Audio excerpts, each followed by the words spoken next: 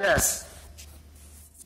Mr. Martin is correct. If there was a lease or a rental agreement with the actual property owner of the property, And with that being said, we've done our homework, and the specific bureau that I work for specializes in these types of things.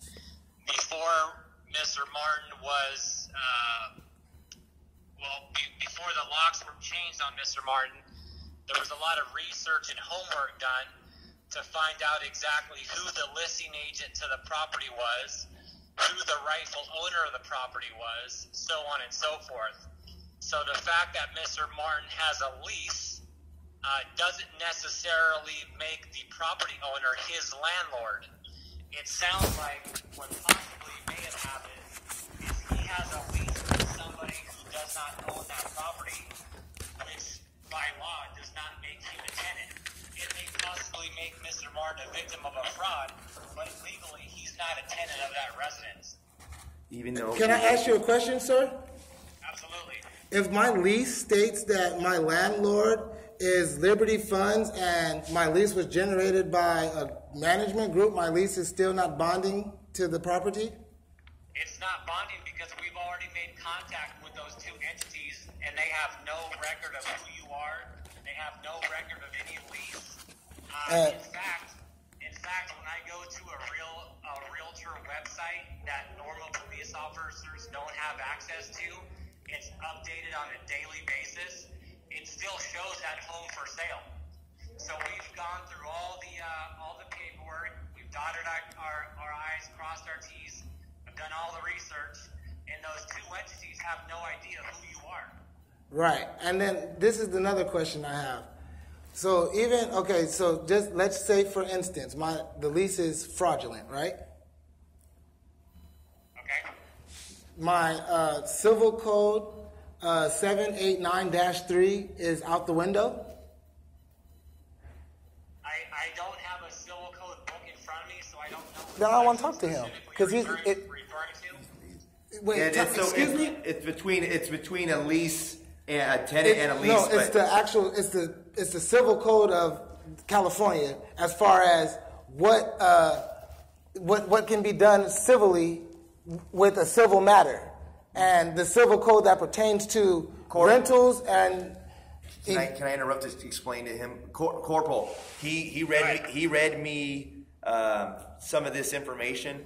I think the disconnect is if he believes if a house is for sale and you go into this house.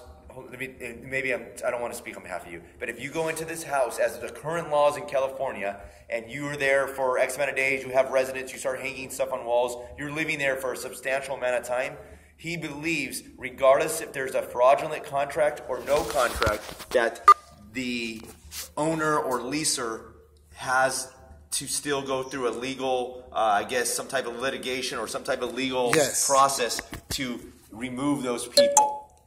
Let's see what he says. If the lease was with the rightful and legal owner of the property, that may apply. Without me reading it specifically, that may apply. No, but he's under the belief, even if there's no lease, this is saying there's no lease. It says it in there. I don't believe it. It says it in the law. He says it per the verbatim. He thinks the way he's reading it is even if there's no lease. Like, I'm just a person that comes off the street, not saying you did that, Mr. Martin, and goes into this house for 30 days and lives there, he believes that even that person needs to be evicted. Unlawful detainer. You have to file an unlawful detainer case.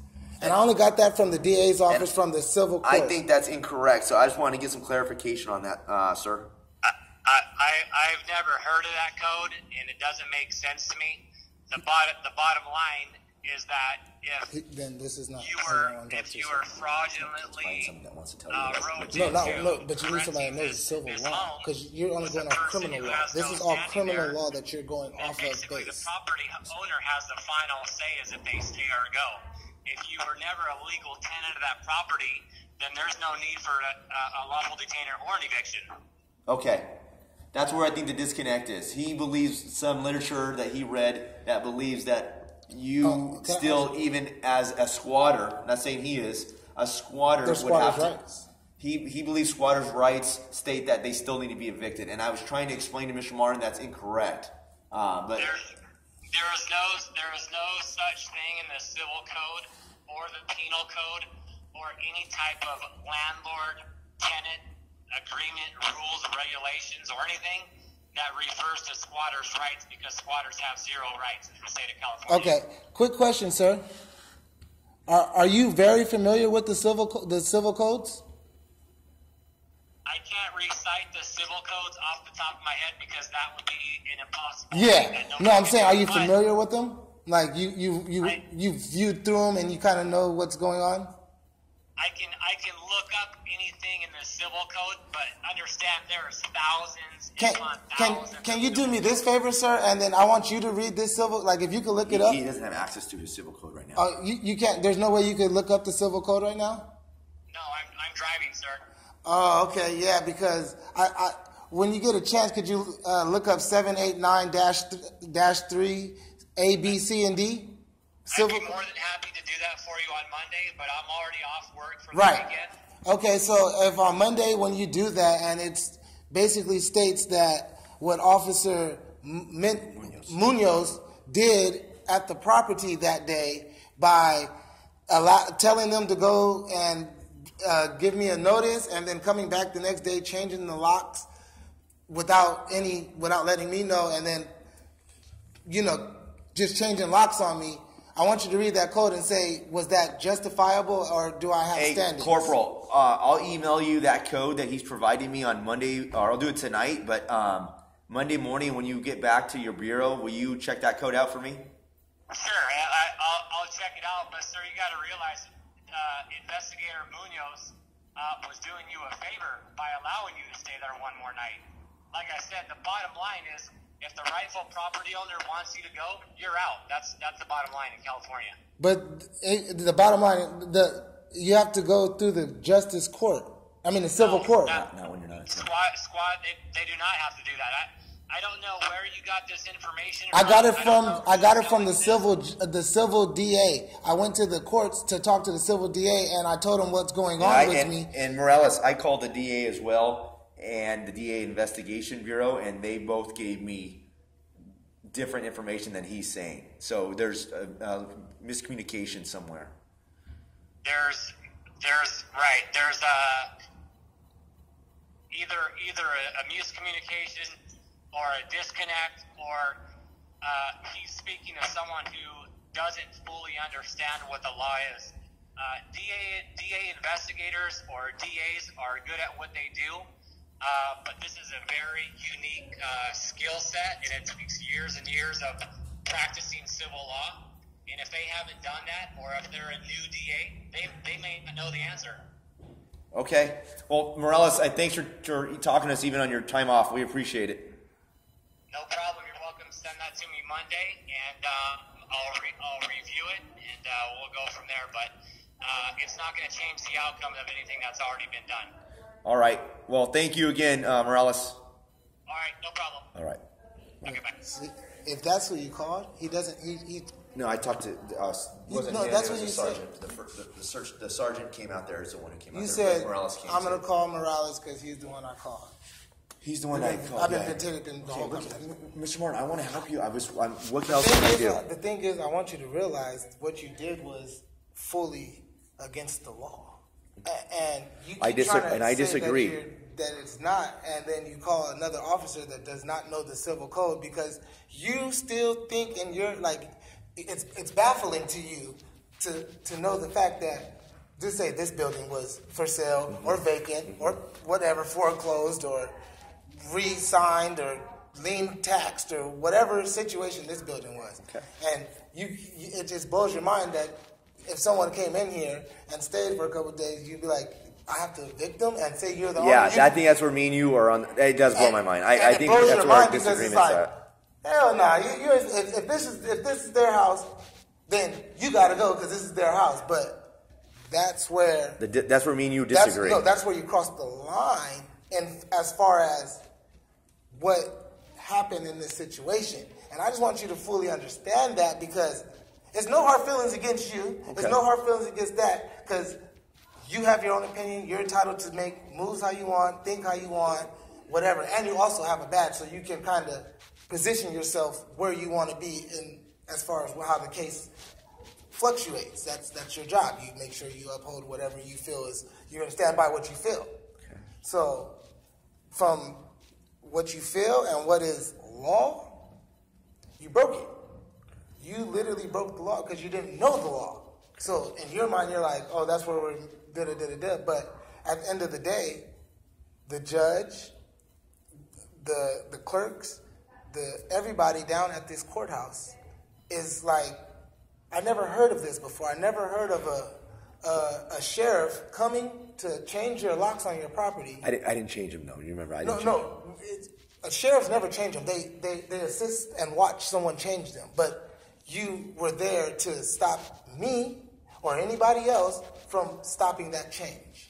Yeah, so okay. You help them. How about we do this? Just so we can, I want to make this simple for you, and to be honest, I want to make it simple for me. How about we contact that same DA you talked to? Do you remember the DA's name? Yeah, I have It's Riverside County, right? Yeah, Riverside County. And it's then 951-682-1015. Who is it though? I can't read this girl right here. May I see? It says Riverside Bars Commission.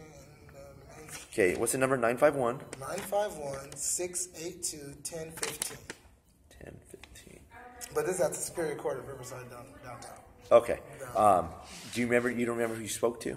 Just so we can. I spoke to I'm speaking to people all day just because. Just because you said it was fraud, and I'm like, okay, he's a police officer. Okay, let me see if I was fraud. Yeah, let me do my own investigation. Yeah. So then I start doing my investigation, and then, like I said, like you said, this is they showed you.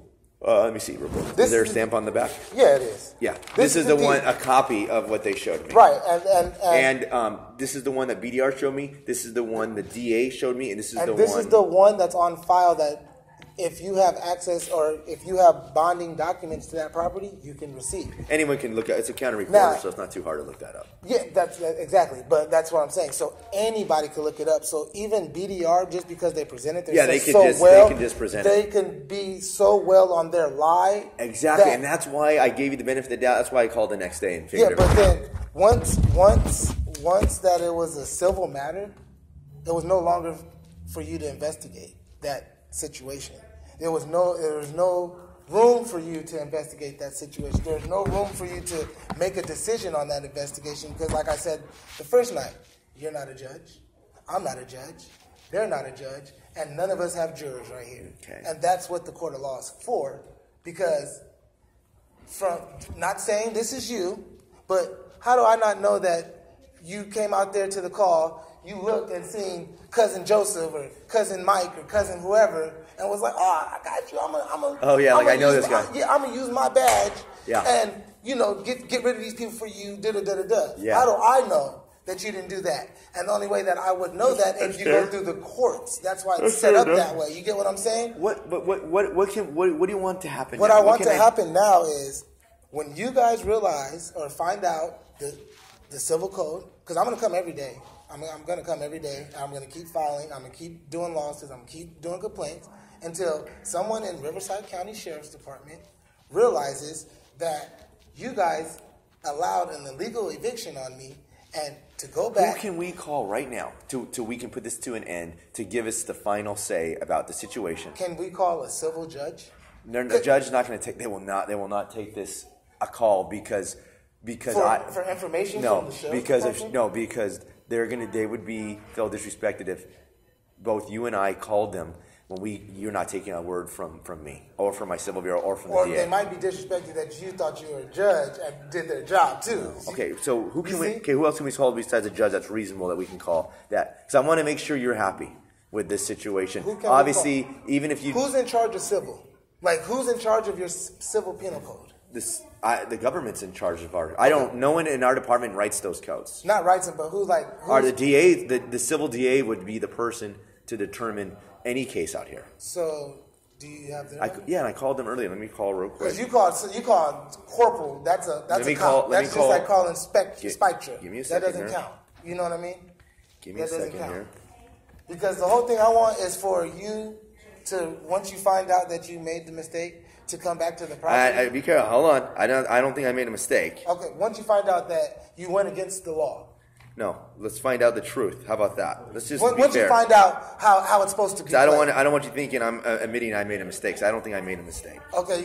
And there's nothing wrong with making a mistake, but in this case, I don't think I did. Until you find out verbatim. I'm not saying you did or not, but once we come to the conclusion that you did right or wrong, if you are in the wrong, I want you to allow me to go back to my property. If I'm wrong, I wouldn't have to. You would have the rights to. Right. That's why I keep coming back. Need some help, ma'am? Okay. Give me a second, okay? I got like two or three things, so don't leave. All right. Thank you.